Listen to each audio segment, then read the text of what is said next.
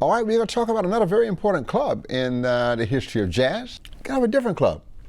We call it a 5 Spot, probably because the address was 5 Cooper Street near Astor Park. The club had a run of 5 years, 1957 to 1962. This period of time is very interesting. You see, we're still distilling the work of Dizzy Gillespie and Charlie Parker, the bebop area. Still trying to figure that whole thing out. Parker and Dizzy, they left an encyclopedia of stuff for musicians to churn through.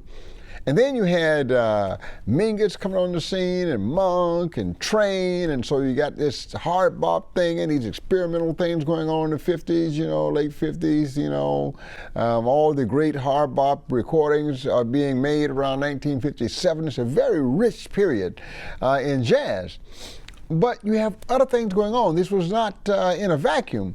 You see, art was becoming very impressionistic and very bold as well. So you had visual artists who were experimenting just like musicians were. And even in the world of drama, you had this new approach to acting called method acting. So there was all of this. You also had the beatnik generation and the poetry revolution in the form of the work being done by people like Allen Ginsberg, Norman Mailer and his writings and whatnot. All of this is taking place. So it's a very rich, very creative, very revolutionary period of time. And the clearinghouse for all of this was a very small room at 5 Cooper Street called the 5 Spot.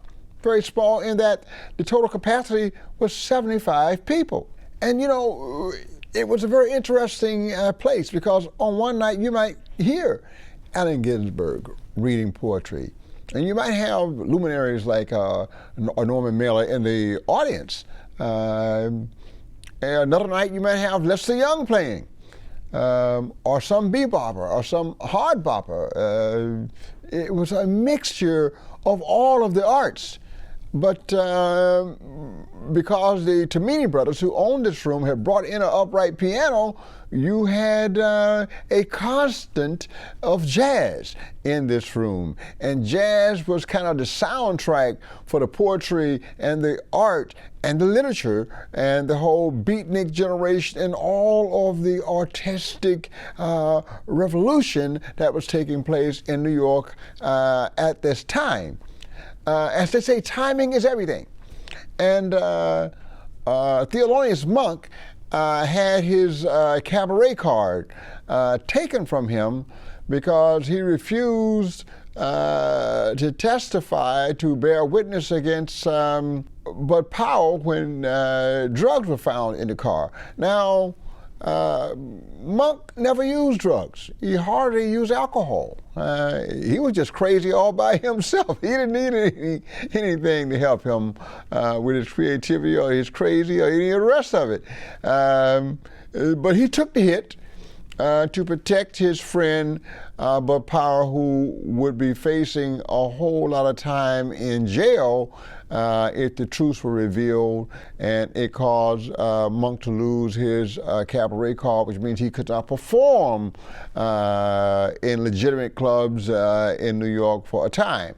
And right about the time that the 5 Spot was happening, Monk got his card back, and he had hired a saxophone player who was just starting to make his mark on things, named John Coltrane.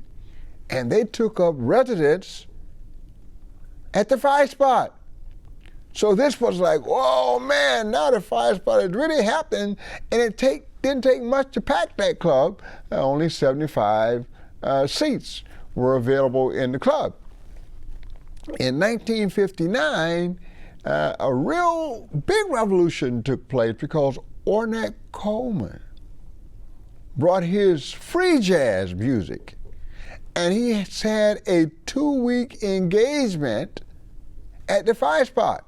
And everybody who was anybody came to the 5 Spot to hear this music that some jazz guys said, man, that ain't jazz, that cat can't play, it's just random noise. And other guys are going, oh yeah, this is something different. And of course, when Ornette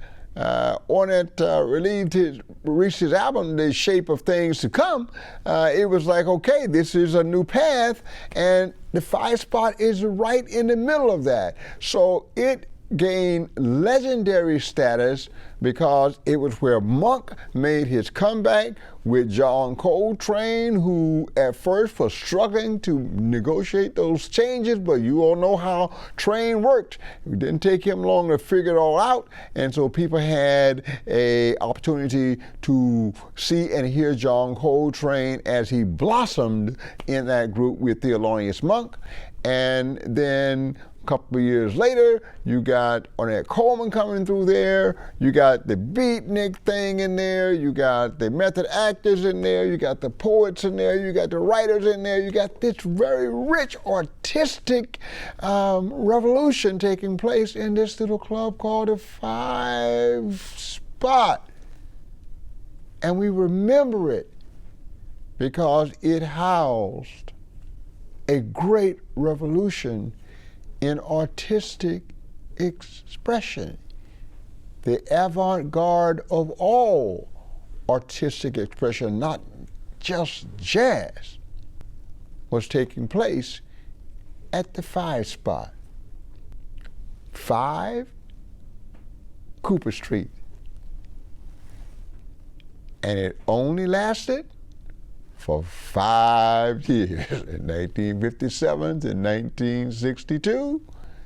The idea of 2 bar owners, brothers, the Tamini brothers. And the rest, as they say, is history. And what a history it is. Let's hear it for the 5 Spot, ladies and gentlemen. All right now. Thank you.